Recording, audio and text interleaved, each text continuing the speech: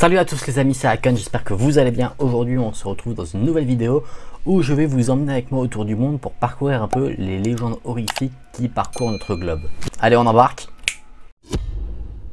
Alors on va commencer par une légende super connue, la légende de Bloody Mary, comme ça va un peu nous mettre en jambe pour la suite. Bloody Mary, si vous ne connaissez pas, c'est une histoire qu'on raconte aux jeunes où le but du truc ce serait de se mettre devant son miroir à minuit, de dire 3 fois Bloody Mary et elle viendrait ensuite nous assassiner. C'est le genre de légende qui fait bien sûr toujours plaisir et on peut trouver vraiment beaucoup d'origine à ça. Moi, l'origine que je vais vous raconter, c'est celle qui m'a le plus touché de manière horrifique évidemment, c'est qu'en fait Bloody Mary serait une certaine Mary Worth. C'était une jeune fille vraiment très belle qui passait des heures à se contempler dans le miroir. Un jour, elle a eu un accident et elle a été totalement défigurée. Son visage était tellement défiguré que les gens n'osaient plus la regarder dans le visage. Une nuit, elle décide d'en avoir le cœur net et veut savoir à quel point son visage s'est défiguré suite à l'accident. Elle se rend donc dans sa salle de bain et regarde son reflet dans le miroir. Marie s'effondre totalement et pleure toutes les larmes de son corps en voyant son visage défiguré. Elle souhaite retrouver son ancien visage, elle rentre donc dans le miroir à la recherche de celui-ci. C'est à partir de ce moment-là que nous n'avons plus jamais vu Mary Worth. C'est pour ça qu'aujourd'hui, elle hante les miroirs, et cette légende-là dit que ce sont plutôt les filles qui sont susceptibles de pouvoir l'invoquer. En éteignant la lumière, tournant 3 fois sur soi-même et disant en même temps au nombre de 3 le nom de Bloody Mary, à partir du moment où la personne va rallumer la lumière, elle verra derrière elle Mary Worth avec son visage défiguré. Ne le faites pas, ne prenez pas ce risque, on sait jamais.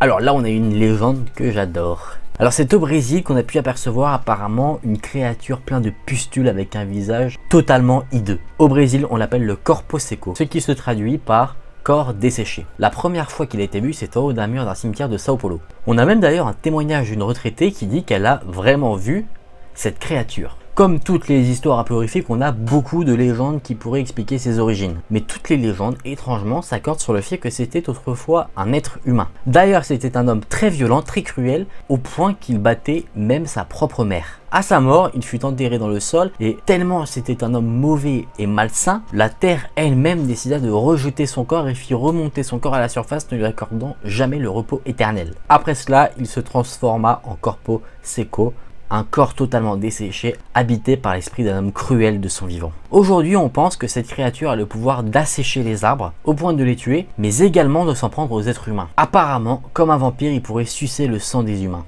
Selon certaines théories, il rôderait près des routes désertes du Brésil. Évidemment, la nuit à la recherche de victimes. Allez, maintenant on part au Japon, au pays du soleil levant, où je vais vous conter une histoire d'une poupée qui se prénomme Marie. Décidément, les Marie, il faut pas trop leur faire confiance niveau horreur. Alors ça, c'est une histoire qui a été adaptée dans plein de comptines différentes, même des comptines pour faire peur aux enfants. Par exemple, moi, la comptine de cette légende-là que je connais, c'est Allô Lola, je suis dans le salon, allô Lola, je suis dans l'escalier, allô Lola, je suis dans le couloir, allô Lola, je suis dans la chambre, allô Lola, je suis là. C'est une comptine en fait où à la fin on s'amuse à faire peur à la personne à qui on la raconte. Dans cette légende japonaise, une personne qui avait une vieille poupée décide de l'abandonner parce qu'elle a grandi, elle décide de s'en débarrasser dans une décharge. Cette poupée, elle a décidé de se venger, de tuer sa propriétaire. À chaque fois que la poupée fait un pas et qu'elle se rapproche de sa propriétaire, elle l'appelle pour lui dire où elle est. Pour vous raconter l'histoire, on a donc la fille qui a jeté la poupée à la décharge. Le soir même, elle reçoit un appel. Au bout du fil, une voix plutôt étrange dit « Bonjour, c'est Marie, je suis à la décharge maintenant ». La fille raccroche et quelques instants plus tard, le téléphone sonne de nouveau. Elle décroche et là, elle entend « Bonjour, c'est Marie, je suis à l'épicerie du coin désormais ». Une nouvelle fois, elle raccroche et là, on a encore une sonnerie de téléphone. Elle redécroche et là, on entend « Bonjour, c'est Marie, je suis juste devant ta maison maintenant ». Là, la fille commence à s'inquiéter, elle prend son courage à deux mains et elle décide d'ouvrir la porte de la maison. Elle ne voit rien et là, le téléphone ressonne. Elle décroche et elle entend « Bonjour, c'est Marie, je suis juste derrière toi ». Désolé, c'est un petit kiff, j'avais une grosse envie de vous mettre un screamer depuis un bon moment là parce que je vous mettais dans le truc et j'ai envie de vous faire une petite frayeur quoi. Ça moi c'est les histoires de poupées, ça fait partie des histoires que je déteste totalement. Je sais pas si vous avez un grand-parent ou quelqu'un dans votre famille ou même dans des maisons que vous avez visitées, une pièce où vous savez il y a plein de vieilles poupées. Je déteste totalement ça, jamais tu me feras dormir dans ce genre de pièce, jamais.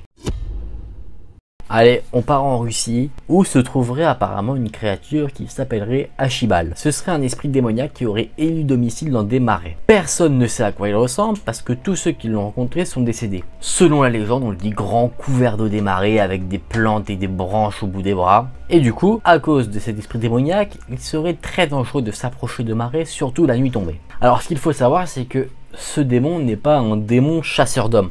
En fait, il va s'en prendre aux êtres humains qui vont s'approcher de ces marais et en fait, se sentant menacés, il va justement les assassiner. Pour ça, il va utiliser plusieurs moyens. Il peut rendre sourd, aveugle ou carrément désorienter les personnes qui s'aventurent proches de ces marais pour que l'être humain qui est là perde totalement pied et se noie en fait dans le marais. La cible préférée de cet esprit, c'est les chasseurs. En fait, il va imiter des bruits d'animaux, que ce soit des canards ou des oiseaux, pour que les chasseurs se disent tiens, on va pouvoir chasser par ici, les chasseurs s'y rendent et ensuite l'esprit va les assassiner. Il me semble qu'il y a un personnage de l'univers DC Comics qui est inspiré de cette histoire-là, qui s'appelle Swamp Thing, qui est une sorte de gros monstre aussi qui vit dans les marais, qui veut protéger ces marais, qui s'en prend du coup aux personnes qui s'y approchent de trop. Bon les amis, retour en France, même si en France il y a quand même des histoires horrifiques. Bon les amis, j'espère que vous aurez apprécié ce tour du monde rapide en ma compagnie. Maintenant vous connaissez peut-être des légendes ou vous redécouvrez des légendes que vous connaissiez déjà. En tout cas moi il y en avait que je connaissais pas du tout et j'adore vraiment voir à l'origine des petites comptines qu'on peut se raconter pour se faire peur parce que c'est vraiment super intéressant. Je trouve que les origines sont encore plus effrayantes que la comptine en elle-même. En tout cas j'espère que la vidéo vous aura plu, si c'est le cas n'hésitez pas à liker la vidéo et à vous abonner à la chaîne. On se retrouve très vite dans une nouvelle vidéo. Salut!